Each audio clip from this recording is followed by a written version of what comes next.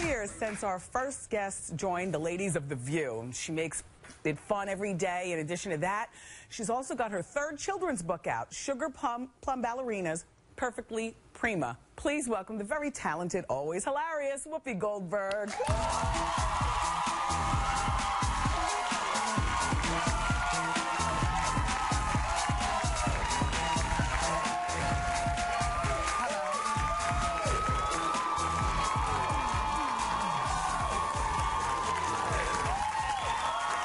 For this. You're grown up.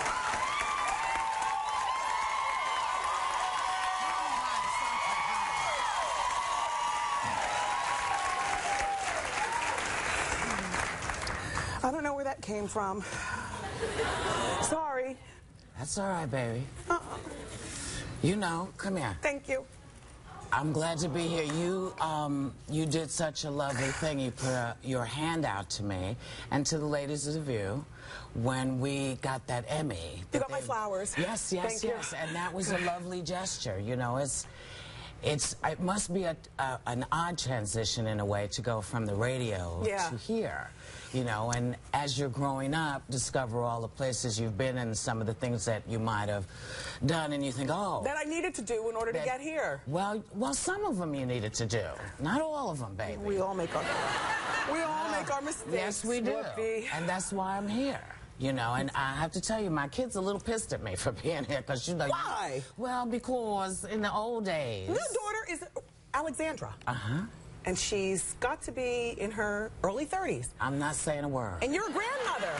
Yeah, 3 times. So we're all grown up. Let's move on. Look, yes. Did you stop at D'Angelo's makeup chair?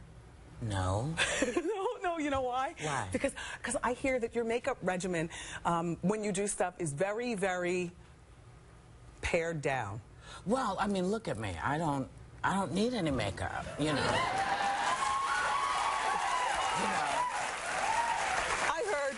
I heard a little anti-shine and some chapstick. Yeah, I love mean, that's all I can handle. I love it. I love it. So now you've been on The View for 3 years. 3 years of you know, being with the ladies there. Are you loving it? You having the time of your life? You know, I'm happy to. Number one, I'm happy to have a job. Yeah. Yes. And I'm happy that they were kind enough to offer me one when I needed one. You know. Now, is it what you thought it would be, being on the panel? You know what? I didn't really. I hate to say this, but I didn't really give it that much thought.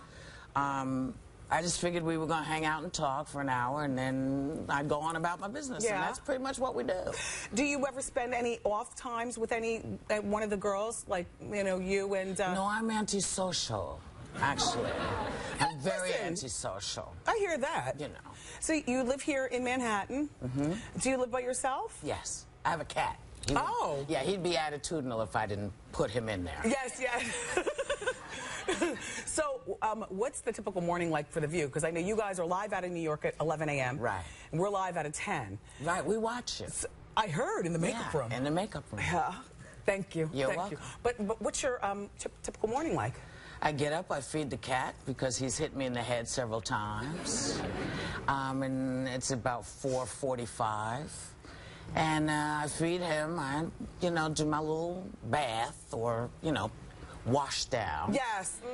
And then I get dressed and whatever I'm feeling like putting on, and I go downstairs and I walk around and I sit down and read, and then I take these shakes every day. I do these shakes 3 times a day to help me lose some weight, which I've done. And yeah, because I heard that well, good for you. You make them yourself? Yeah. That's good. Yeah. You have a juicer or something and you make the shakes? Yeah, I have a magic bullet. Don't we all? I thought we were going to wait until later in the interview before we started talking about that. Well, you know, there's the bullet and then there's the bullet. Yeah. So I have this thing and I pour, I use agave because I don't do sugar. So I put agave in there, agave syrup, and then I put peaches in, and then I put the powders in, and then and then it's cool. And I drink them. I like that. Now, okay, so then the View is finished, and do you spend a lot of time at the studio afterwards, or are you just able to get out of there? I got work to do. I go out and I do the rest of my life. Yes, yes. You know. And, you know, other than writing books, I love you looking like this, by the way. You do? Yeah, I do. Well, you know, the Winter Olympics. I love it. And so, thank you. Well, also, because I can see your face now. I can see your face. Got you. Do you like... Sometimes it's just like, here's Wendy. Well, well, the hair, I like it big. I don't like it straight. Like this. But you look very fly. Do I look younger?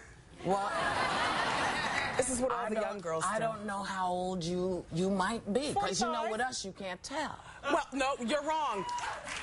Black does crack, and we've seen bad black. You don't have bad black. Black only cracks in its 70s. Or 80s or 90s, but 90% you can't really tell. You can tell when we turn around because we spread. Yeah, oh, yes. But we don't. Well, you know, I like the wigs. They make it very easy for me. What do you do with your hair? Because it's been longer. Yes. I had to cut it because I started looking like an old woman. Yeah, well, to myself. Do you dye your hair? I don't see... No, I mean, it's here. A couple of grays. It's here. Oh, there they are. Yeah, it's all in there. Oh. You know. Do you wash it yourself, or do you go someplace? No, I don't. Ciao. No, I'm frugal, too. You have to leave the house to do that. Yeah. I told you, I'm antisocial. I don't go out. So every once in a while, I see you on TMZ. Yes. And you say a few words to the camera people, and then you keep moving about your business. Well, you know, they're trying to make a living, too. Yes. You know, they're trying to make a living. Everybody's trying to do what they need to do. And if they're respectful to me, I'm respectful to them. And the folks that I generally run into have become, not friends, but respectful folks to each other. So sometimes when it's a new person, they get cussed out. Yeah. One time, one good time, and then they come back and it's all good. And then they say, "I'm sorry," and I say, "Listen, I know you need to do this, and I'm trying to help you, but you can't step all over me, and try to provoke me into some dumb stuff. I'm too old for that." Well, I've seen it. I see how you get down, Whoopi Goldberg. Yeah. So you know, you grew up here in New York, and. Do you have a great first kiss story that happened to you by some boy here in New York? I don't actually, but if anybody had kissed me like that, I would never kiss them again. That's one of those 8-year-old pucker apart and close your eyes kisses. Yeah. So you don't have a good first kiss story? No, girl, please. We're going to talk about a man in your life? Not now. Well, the only man in my life is the cat. His name is Oliver. That'll work. I'm sure the story will be interesting. Absolutely. We'll be back with Whoopi. Talk about her brand new children's book and her life.